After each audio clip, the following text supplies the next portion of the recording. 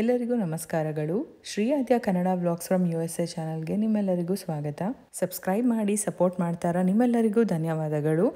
ಯಾರಾದರೂ ಇನ್ನೂ ಸಬ್ಸ್ಕ್ರೈಬ್ ಮಾಡ್ಕೊಂಡಿಲ್ಲ ಅಂದರೆ ಪ್ಲೀಸ್ ಈಗಲೇ ಹೋಗಿ ಸಬ್ಸ್ಕ್ರೈಬ್ ಮಾಡ್ಕೊಳ್ಳಿ ಅಂತ ಕೇಳ್ಕೊತೀನಿ. ಸೊ ಬನ್ನಿ ಇವತ್ತಿನ ವ್ಲಾಗ್ ಸ್ಟಾರ್ಟ್ ಮಾಡೋಣ. ಇವತ್ತಿನ ವ್ಲಾಗ್ ತುಂಬ ಪುಟ್ಟ ವ್ಲಾಗ್ ಅಂತ ಹೇಳ್ಬೋದು. ನಾನಿಲ್ಲಿ ನನ್ನ ಮಾವನ ಮೊದಲನೇ ತಿಂಗಳು ಪೂಜೆಗೆ ರೆಡಿ ಮಾಡ್ಕೋತಾ ಇದ್ದೀನಿ. ನಿಮ್ಮೆಲ್ಲರಿಗೂ ಗೊತ್ತು, ನನ್ನ ರೀಸೆಂಟ್ ವ್ಲಾಗ್ಗಳನ್ನ ನೀವೆಲ್ಲರೂ ಫಾಲೋ ಮಾಡ್ತಾ ಇದ್ದೀರಾ. 21ನೇ ತಾರೀಕು ಜುಲೈಯಲ್ಲಿ ನಮ್ಮ ಮಾವ ತೀರ್ಕೊಂಡಿದ್ದು. ಇದು ಆಗಸ್ಟ್ 21ಕ್ಕೆ ಮೊದಲನೇ ತಿಂಗಳದು ಪೂಜೆ ಮಾಡ್ತಾ ಇದ್ದೀನಿ. ಪ್ರತಿ ತಿಂಗಳು ವರ್ಷ ತುಂಬವರೆಗೂ ಪೂಜೆ ಮಾಡಬೇಕು ಅಂತ ಹೇಳಿ ನನ್ನ ದೊಡ್ಡತ್ತೆ ತಿಳಿಸ್ಕೊಟ್ಟಿದ್ರು. ಹಾಗಾಗಿ ಪೂಜೆಗೆ ಎಲ್ಲ ರೆಡಿ ಮಾಡ್ಕೋತಾ ಇದ್ದೀನಿ. ಮಕ್ಕಳು ಸ್ಕೂಲ್ಗೆ ಹೋಗಿದ್ರು, ಹಸ್ಬೆಂಡ್ ಕೂಡ ಆಫೀಸ್ಗೆ ಹೋಗಿದ್ರು. ಹಸ್ಬೆಂಡ್ ತುಂಬಾ ಬ್ಯುಸಿ ಇದ್ದಿದ್ದರಿಂದ ಅವ್ರನ್ನ ಕರ್ಕೊಂಡು ಹೋಗಿ ಅದು ಇದು ಕೊಡಿಸಿ ಅಂತ ಕೇಳೋಷ್ಟು ಟೈಮ್ ಇರಲಿಲ್ಲ. ಹಾಗಾಗಿ ನಾನೇ ಕ್ರೋಗರ್ಸಿಂದ ಎಲ್ಲ ಬುಕ್ ಮಾಡಿದ್ದೆ. ಹೂವು ಬೇಕಾಗಿತ್ತು, ಹಣ್ಣುಗಳು ಬೇಕಾಗಿತ್ತು, ಮತ್ತು ಮಕ್ಕಳಿಗೆ ಬೆರೀಸ್ ಬೇಕಾಗಿತ್ತು. ಹಾಗೆ ಬೆಳಗ್ಗೆ ಹೊತ್ತು ಬ್ರೇಕ್ಫಾಸ್ಟ್ಗೆ ಕೆಲವ್ರು ಇರಲೇಬೇಕು ಅವ್ರಿಗೆ. ಅದಾದರೆ ಲೈಟಾಗಿದೆ ಅಂತ ಹೇಳಿಬಿಟ್ಟು ತಿನ್ಬಿಟ್ಟು ಹೊರಟ್ಬಿಡ್ತಾರೆ. ಸ್ವಲ್ಪ ಡಿಫ್ರೆಂಟ್ ಆಗಿರಲಿ ಅಂತ ಹೇಳಿಬಿಟ್ಟು ಸಮ್ ಯೋಗರ್ಟ್ ಫ್ಲೇವರಲ್ಲಿ ಮಾಡಿದ್ದೆ. ತುಂಬ ಚೆನ್ನಾಗಿತ್ತಂತೆ. ಮತ್ತು ಹೂವೂ ಅಷ್ಟೇ ತುಂಬಾ ಫ್ರೆಶ್ ಆಗಿತ್ತು, ಮತ್ತು ಸ್ವಲ್ಪ ಕ್ವಾಂಟಿಟಿನೂ ಜಾಸ್ತಿನೇ ಇತ್ತು ಅಂತ ನನಗನ್ನಿಸ್ತು. ಇಂಡಿಯನ್ ಶಾಪ್ಗಳಲ್ಲಿ ರೋಸಸ್ ತರ್ತೀವಿ, ಬೇಗನೆ ಒಣಗೋದಂಗೆ ಇರುತ್ತೆ. ಇದೇ ಬೆಟರ್ ಅನಿಸ್ತು. ವಾಲ್ಮಾರ್ಟಲ್ಲಿ ಕ್ವಾಂಟಿಟಿ ಸ್ವಲ್ಪ ಕಮ್ಮಿ ಮಾಡಿಬಿಟ್ಟಿದ್ದಾರೆ. ಬಟ್ ಕ್ರೋಗರಲ್ಲಿ ಮತ್ತು ಕಾಸ್ಕೋನಲ್ಲಿ ಒಂದು ಬೊಕ್ಕೆ ತೊಗೊಂಡು ಬಂದರೆ ಸುಮಾರು ದಿನಗಳು ನಾವು ಫ್ರಿಜ್ಜಲ್ಲಿ ಇಟ್ಕೊಂಡು ಕೂಡ ದೇವ್ರಿಗೆ ಹಾಕ್ಬೋದು. ಬೆಸ್ಟ್ ಅಂತ ನನಗನ್ನಿಸ್ತು. ನೆಕ್ಸ್ಟು ಆದ್ಯನ್ಗೆ ಒಂದು ವ್ಯಾಕ್ಸಿನ್ ಪೆಂಡಿಂಗ್ ಇತ್ತು. ಫ್ರೈಡೇ ಒಳಗೆ ಹಾಕಿಸ್ಬೇಕು ಅಂತ ಸ್ಕೂಲಲ್ಲಿ ಹೇಳಿದರು. ಮಂಡೆಯಿಂದ ಸ್ಕೂಲ್ ಸ್ಟಾರ್ಟ್ ಆಗಿತ್ತಲ್ವ, ಸೊ ಫ್ರೈಡೇ ಒಳಗೆ ಕ್ಲಿಯರ್ ಮಾಡಬೇಕು ಅಂತ.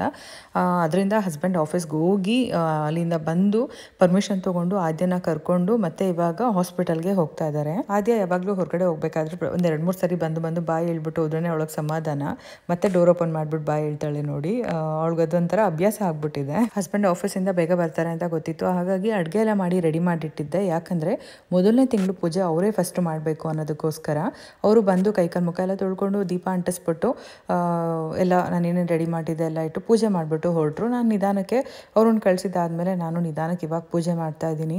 ಅವತ್ತಿನ ದಿನ ತುಂಬಾ ಬೇಜಾರಲ್ಲಿದ್ವಿ. ಮತ್ತು ಯಾಕಂದರೆ ತುಂಬ ಡಿಸ್ಟರ್ಬ್ ಆಗಿಬಿಟ್ಟಿದ್ವಿ ನಾವು ಕೂಡ. ಅಲ್ಲಿ ಆಗಿದ್ದು ಘಟನೆಗಳನ್ನೆಲ್ಲ ಮರೆಯೋಕ್ಕಾಗ್ತಾ ಇರಲಿಲ್ಲ. ಮಕ್ಕಳು ಕೂಡ ಅಷ್ಟೇ. ನೋಡೋದಕ್ಕೆ ನಗ್ನಗ್ತಾ ಇರ್ತೀವಿ, ಬಟ್ ಆದರೂ ಆ ನೋವು ಎಲ್ಲಿಗೂ ಹೋಗೋದಿಲ್ಲ ಅಂತ ಹೇಳ್ಬೋದು, ಎಷ್ಟೇ ದಿನ ಆದರೂ ಕೂಡ. ಯಾಕಂದರೆ ಎಕ್ಸ್ಪೆಕ್ಟೇ ಮಾಡಿರಲಿಲ್ಲ ಇದು ಹಿಂಗಾಗೋಯಿತು ಅಂತ ಅಂದ್ಬಿಟ್ಟು. ಅದರಲ್ಲೂ ಅಪ್ಪ ಅಮ್ಮ ಇಬ್ಬರಿಗೂ ಇಲ್ಲ ಅನ್ಬೇಕಾದ್ರೆ, ಪೂಜೆ ಮಾಡಬೇಕಾದ್ರೆ ತುಂಬ ನೋವಾಗುತ್ತೆ. ಅತ್ತೆ ಮಾವ ಆಗಿ ನನಗೆ ಇಷ್ಟು ದುಃಖ ಆಗಬೇಕಾದ್ರೆ ಪಾಪ ಮಗ ಮೊಮ್ಮಕ್ಕಳು ಇವ್ರಿಗೆಲ್ಲ ಎಷ್ಟು ನೋವಾಗ್ಬೋದು ಅಂತ ನೆನೆಸ್ಕೊಂಡು ನಂಗೆ ಬೇಜಾರಾಗ್ತಿರುತ್ತೆ. ಅದ್ರ ಜೊತೆಗೆ ನಾನಿಲ್ಲಿ ಸಿಂಪಲ್ಲಾಗಿ ಪೂಜೆ ಮಾಡಿದ್ದೀನಿ. ಕಾಯಿ ಹೊಡೆದು ಪೂಜೆ ಮಾಡೋಂಗಿಲ್ಲ. ಹಾಗಾಗಿ ಬರೀ ಹಣ್ಣುಗಳು, ಒಂದು ಗ್ಲಾಸಲ್ಲಿ ನೀರು, ಮತ್ತು ಅನ್ನ ಸಾಂಬಾರು, ಒಂದು ಪಲ್ಯ, ಮಸಾಲೆ ವಡೆ ಮತ್ತು ಸ್ವಲ್ಪ ಪಾಯಸ ಮಾಡಿ ಪೂಜೆ ಮಾಡಿದಂಥದ್ದು. ಬರೀ ಒಂದು ಸ್ವೀಟ್ ಮಾಡಿಟ್ರು ಸಾಕು ಅಂತ ಹೇಳ್ತಾಯಿದ್ರು. ಇಲ್ಲ ಪ್ರತಿ ತಿಂಗಳು ನಾನು ಹಿಂಗೆ ಮಾಡ್ಕೊಂಡು ಹೋಗೋಣ ಅಂತ ಅಂದ್ಕೊಂಡಿದ್ದೀನಿ. ಆಗಲೇ ಇನ್ನೂ ಒಂದು ತಿಂಗಳು ಪೂಜೆ ಕೂಡ ಇವಾಗ ಆಯಿತು. ಅಂದರೆ 2ನೇ ತಿಂಗಳು ಪೂಜೆ ಕೂಡ ಆಯಿತು. 2ನೇ ತಿಂಗಳಿಗೆ ನಾನು ಒಬ್ಬಟ್ಟು ಮಾಡಿದ್ದೆ.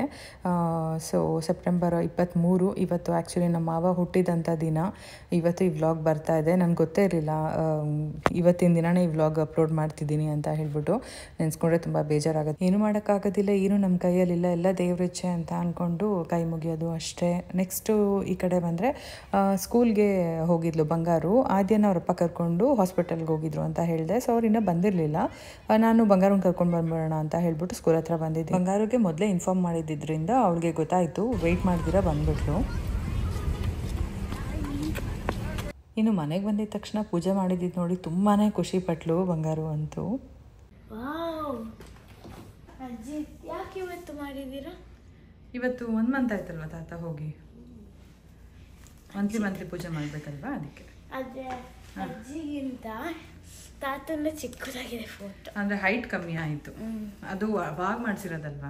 ಮತ್ತೆ ಸಾಯಂಕಾಲ ವ್ಲಾಗ್ ಕಂಟಿನ್ಯೂ ಮಾಡ್ತಾ ಇದ್ದೀನಿ. ನಿಮಗೆ ನೆನಪಿರ್ಬೋದು, ಇಂಡಿಯಾಗೆ ಹೋಗೋಕ್ಕೂ ಮೊದಲು ತಿಂಡಿಗಳೆಲ್ಲ ತರಿಸಿದ್ದೆ ಇಂಡಿಯಾಯಿಂದ. ಸೊ ಹೋಗೋ ಅರ್ಜೆಂಟಲ್ಲಿ ಎಲ್ಲನೂ ಬಾಕ್ಸಲ್ಲಿ ಪ್ಯಾಕ್ ಮಾಡಿ ಇಟ್ಬಿಟ್ಟಿದ್ದೆ. ಫ್ರೆಂಡ್ಸ್ಗೆ ತೊಗೊಳಕ್ಕೆ ಹೇಳಿದ್ವಿ, ಅವ್ರೇನೂ ತೊಗೊಂಡಿರಲಿಲ್ಲ. ಹಾಗೆ ಇತ್ತು, ತುಂಬಾ ಫ್ರೆಶ್ ಆಗಿತ್ತು, ಏನೂ ಆಗಿರಲಿಲ್ಲ. ಕ್ರಿಸ್ಪು ಹೇಗಿರುತ್ತಲ್ವಾ ಚಿಪ್ಸ್ಗಳಲ್ಲಿ, ಅದೇ ಥರನೇ ಇತ್ತು. ಚೆನ್ನಾಗಿದೆ ಅಲ್ವಾ, ನೀಟಾಗಿ ಕ್ರಿಸ್ಪಿ ಆಗಿದೆ ಅಲ್ವಾ.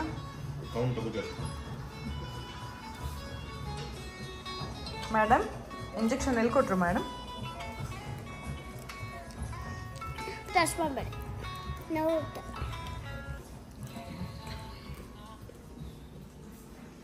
ಡಿ ಟ್ಯಾಪ್ ಮತ್ತೆ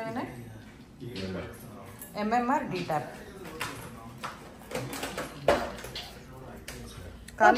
ಕಾಲು ಕೊಡಕ್ಕೆ ಹೇಳಿದ್ದೆ ನಾನು. ಆದರೆ 2 ಇಯರ್ಸ್ ಕೆಳಗಿರೋ ಮಕ್ಳಿಗೆ ಮಾತ್ರ ಕಾಲು ಕೊಡ್ಬೇಕಂತ.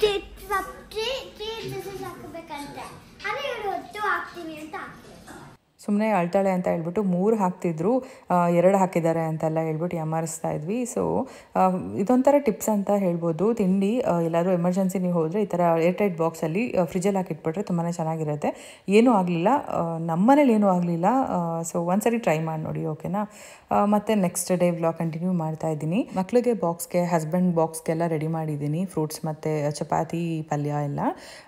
ಅವ್ರನ್ನೆಲ್ಲ ಕಳಿಸಿದಾದ್ಮೇಲೆ ಇವತ್ತು ಅಪರೂಪಕ್ಕೆ ನನ್ನ ಕಾಲೇಜ್ ಫ್ರೆಂಡ್ಸ್ ನಾವೆಲ್ಲರೂ ಮಾತಾಡ್ತಾ ಇದ್ವಿ, ಹಾಗೆ ವಿಡಿಯೋ ಮಾಡಿದ್ದೆ. ಆ ರೋಡ್ ನಾವು ನೆನ್ಕೊಂಡ್ ಬಂದ್ವಿ.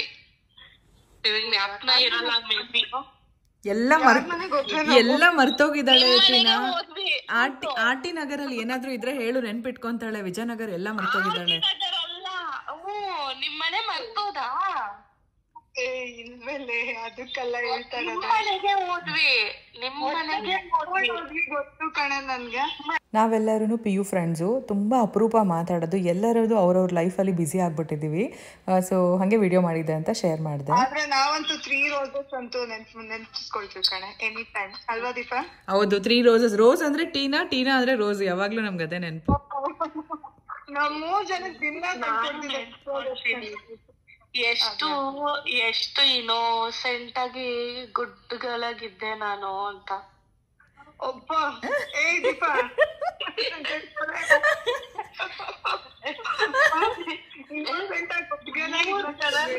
ಮೂರ್ ಜನನು ಏನೋ ಇದು ಚಾಟಿಂಗ್ ಏನ್ ಅನ್ನೋದು, ಅದಕ್ಕೆ ಮಾತು ಜಾಸ್ತಿ ಅನ್ನೋದಕ್ಕೆ 3 ಜನನು ಚಾಟರ್ ಬಾಕ್ಸ್. 3 ಜನ ಮುಖ ನೋಡ್ಕೊಂಡು ಗುಡ್ಗಳಾಗಿ ಇರ್ತಿದ್ದೆ ಅಲ್ಲ ನಾನು. ಅವ್ರ ಮಕ್ಳಿದಾರಂತ ಬಿಲ್ಡಪ್ ತಗೊಳ್ತಿದ್ದಾಳೆ ದೀಪಾ. ಅಲ್ಲ ಟೀನಾ, ನಾನು ಎಷ್ಟು ಫುಲ್ ಲವ್ ಇಂದ ತಂದು ಕೊಡ್ತಿದ್ದೆ. ಹೌದು ಅದು ಅಕ್ಸೆಪ್ಟ್ ಮಾಡ್ತೀವಿ, ನಿಜ. ಇಟ್ಕೊಂಡಿದ್ದೀನಿ, ಎಲ್ಲ ಅನ್ಸಿ ಇಟ್ಕೊಂಡಿದ್ದೀನಿ ಅವಾಗ್ಲೇನೆ ಕಾಲೇಜ್ ಟೈಮಲ್ಲಿ. ನನ್ ಫೋಟೋಸ್ ಎಲ್ಲ, ನಿಮ್ ಫೋಟೋಸ್ ಆಕ್ಸಿಡೆಂಟಲಿ ನನ್ನ ಹತ್ರ ಬಂದಿತ್ತು. ಇದು Adya will love this toy. ಏನೂ ಇರಲ್ಲ, ಡೆಟಾಲ್ ಇರ್ಬೇಕು. ಡೆಟಾಲ್ ಆಗ್ಲೇ ಕೊಟ್ಟಾಯ್ತಪ್ಪ. ಏನ್ ಕಾಮಿಡಿ ಮಾಡ್ತಾಳೆ. ಓ ಮೈ ಗಾಡ್, ಈ ಆದ್ಯ ಯಾರಿಗಿದು? Doggy. Who is doggy here? Adya is a doggy. Hello, Miss Gunadia. I'm Gunadia. ನಾಕಿ ಕೊಡಕಲ್ಲ. ಚಾಕು ದೂರ ಇಡಿ. ಅಮ್ಮ ಸೇರಕ್ಕ. ಅಮ್ಮ ಸೇರ್. You going to share what? Food? The doggy. The doggy.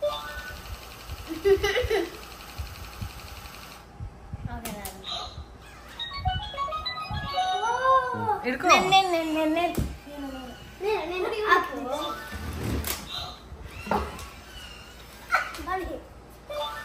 ಎಷ್ಟು ಚೆನ್ನಾಗಿದೆ ಅಲ್ವಾ ಈ ಟಾಯ್. ಆ್ಯಕ್ಚುಲಿ ರಿದಾನ್ಗೆ ಅಂತ ಹೇಳ್ಬಿಟ್ಟು ಬುಕ್ ಮಾಡಿ ತರಿಸ್ಕೊಂಡಿದ್ದು. ಇದು ಎಲೆಕ್ಟ್ರಾನಿಕ್ ಐಟಮ್ ಆಗಿರೋದ್ರಿಂದ ಒಂದ್ಸರಿ ರೀಚೆಕ್ ಮಾಡಿಬಿಡೋಣ, ಇನ್ ಕೇಸ್ ಚೆನ್ನಾಗಿಲ್ಲ ಅಂದರೆ ರಿಟರ್ನ್ ಮಾಡ್ಬೋದು, ಇಲ್ಲ ಅಂತಂದರೆ ನೀಟಾಗಿ ಚೆಕ್ ಮಾಡ್ಬಿಟ್ಟು ಕೊಡೋಣ ಅಂತ ತರಿಸ್ಕೊಂಡಿದ್ದು. ಆದರೆ ತೊಗೊಂಡು ಎಷ್ಟೊಂದು ದಿನ ಆಯಿತು. ಆದ್ಯ ಅಂತೂ ಗೊತ್ತಲ್ವಾ, ಈ ಮಕ್ಕಳು ಓಪನ್ ಮಾಡಿ ತೋರಿಸ್ಬಿಟ್ರೆ ಮಕ್ಕಳು ಶೇರ್ ಮಾಡೋದಿಲ್ಲ. ನಮ್ಮ ಆದ್ಯ ಚಿಕ್ಕವಳು ಹಂಗೆ, ಬಂಗಾರು ಹಂಗಿಲ್ಲ, ಕೊಟ್ಬಿಡೋಣ ಅಂತಾಳೆ. ಆದ್ಯ ಅಂತೂ ಇಲ್ಲ, ನಾನು ಸ್ವಲ್ಪ ದಿನ ಆಟ ಆಡ್ತೀನಿ, ಇಲ್ಲ ಅಂತಂದರೆ ರಿದಾನ್ ನಮ್ಮ ಮನೇಲಿ ಬಂದಾಗ ನಾನು ಇಲ್ಲಿ ಆಟ ಆಡ್ಸೋಕ್ಕೆ ಬೇಕಾಗತ್ತೆ, ಅದಕ್ಕೆ ಇಲ್ಲೇ ಇಟ್ಕೊಂಡಿರ್ತೀನಿ ಹಾಗೆ ಹಿಂಗೆ ಅಂತ ಹೇಳ್ಬಿಟ್ಟು ಟೈಮ್ ತಳ್ಕೊಂಡು ಬರ್ತಾನೆ ಇದ್ದಾಳೆ. ಸೊ ಈ ಟಾಯ್ಸ್ನ ಅವನು ಕೊಡಬೇಕು, ಇಲ್ಲ ಅಂತಂದರೆ ಇದೇ ಥರದ್ದು ಹೊಸದಾದರೂ ಕೊಡಿಸ್ಬೇಕು.